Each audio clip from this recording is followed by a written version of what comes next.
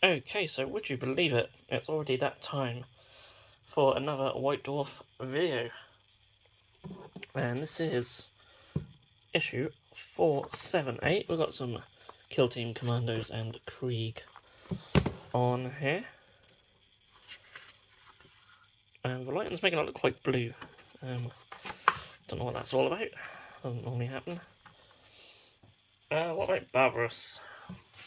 So, a little bit about Horus heresy. A bit of a clue as to what's to come.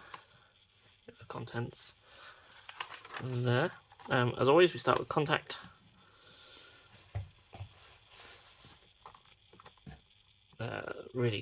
Really cool Harlequins. All the miniatures are always beautiful. That thing is crazy looking. A really bright Kragnos. Not the only bright one you'll see in this issue as well. Really cool, I love that. The Playcaster, it's very cool. We have in the spotlight some really nice mechanic and stuff. I think they're all Forge World miniatures. Absolutely stunning. Absolutely love these miniatures. Probably some of my favourite miniatures that I don't own. Certainly an army I wouldn't mind doing in the future. So we go into a Warhammer 40k. So we've got Kill Team Engage and Kill Zone, so just mainly Kill Team stuff. That goes from the Warp. Talking about Warzone and Nephilim. Kill Team Engage. Okay, so we've got assembled a crack team of operatives and embarked on a series of covert missions. Who will be the ultimate Kill Team commander? And who will need a lesson in taking cover? We've got Sneaky Lads. And the cast of the Crimson Sun. The Prodigal Sons. And the Huntanian Bullsharks. Some really cool looking Cadians. Designation Darklight. Beautiful time miniatures there. Creating a kill zone. Has all the rules for there, so yeah, Kill Team games are fought in kill zones, and it's all about creating your own kill zone with lots of different terrain. So we're looking at loads of different GW terrain, of course. All beautiful terrain, mind you. I do miss the days of the old scratch-built stuff. And there's loads of it now, and GW have loads of terrain. Depths of Duty, so a bit of fiction to go with Kill Team. I really love that bit of artwork. Actually, that helmet's really cool. That's awesome, actually. Really like that. I like Chaos Renegade. So this operation briefing now. Looking at the most dangerous, most versatile, and most downright sneaky operatives in Kill Team. And there's quite a few there. So yeah, I do apologise if I'm going a little bit slower than normal and the camera's wobbling a bit. I haven't actually looked through this as much as I normally do.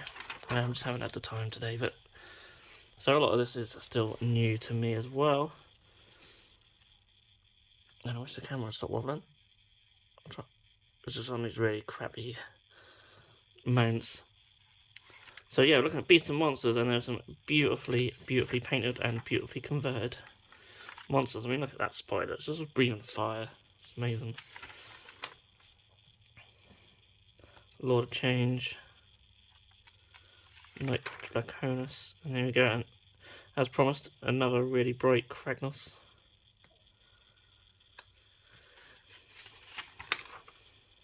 And there's more.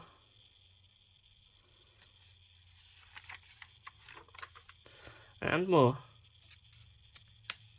Love the colours on that, actually. Fantastic. Okay, so Tome Celestial, the Dead Fires of Shaiish. And we have some cards in the middle as well. Some little White Dwarf painting recipe things that you can just write down. I guess they're just filling the gaps. We've got some kill team stuff here to go with some of them operatives I think we had earlier. I don't like them in the middle because they all start popping out. And then you're not really... Oh, look, what's all this? I don't know. Not a fan of that. I liked it in the last issue they kept it all separate and that was so much better. We have Flashpoint Clash. So I don't think there's any updates to any battle tomes in this one. We've seen that quite a lot recently. Do have a little bit talking about the General's Handbook, mind you. And then we have a battle report between this absolutely gorgeous Blades of Khorne army and some fleshy Accords. With a big Mega Gargant in there as well. I mean, this highlights just how limited their range is. They need some more models. And stunning game board as well. So, as always, I try to do it so we don't give a result away, just in case anyone likes to read them. We're going to glory points now. In this issue, we present 2 new official Rivals decks. Vainglorious Raiders and the Patient Lurkers. And then we have Horus Heresy. So everyone's excited for Horus Heresy at the moment. I've been painting up some of it, some stuff for it. Doing the Sons of Horus, so we've got like a little timeline thing, the Fate of Barbaros.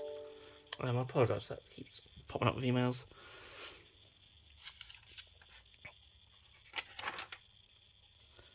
And yeah, a few beginnings of some Horus Heresy armies. So, got the Raven Guard, Space Wolves, Dark Angels, and Sons of Horus.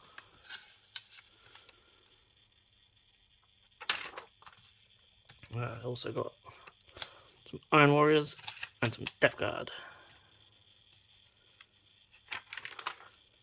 And then there's a Reader's Gallery of Dark Angels. I am tempted to do some Dark Angels.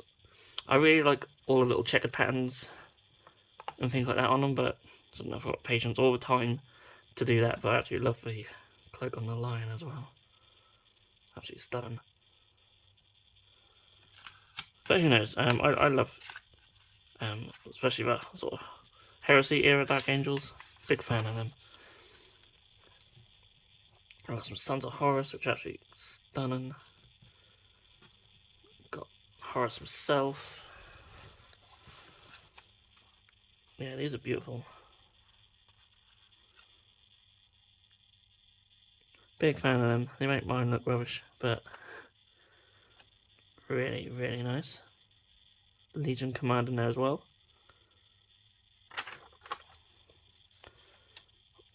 Weldy's Dreadnought, Space Wolves Carrion, some Alpha Legion, Cataphracti, Ultramarines Leviathan.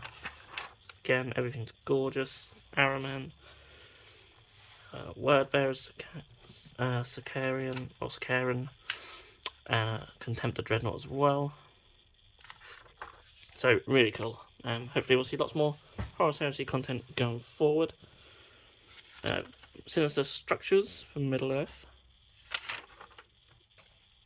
You know, a little article on making this piece of terrain with a nice scenic base.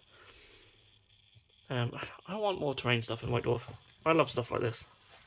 This is quite basic really, it's putting a plastic set on some foam with some rocks and stuff, but still, the end result is actually stunning. And yeah, you've got a whole little set which look fantastic. I love a tree going through the middle. There's actually a ruined church not too far away from where I live with a massive tree going through the middle, so it really reminds me of that. I like that.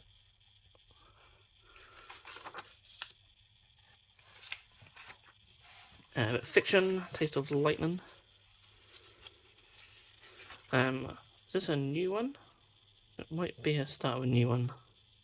I'm not sure. I can't remember. It might be.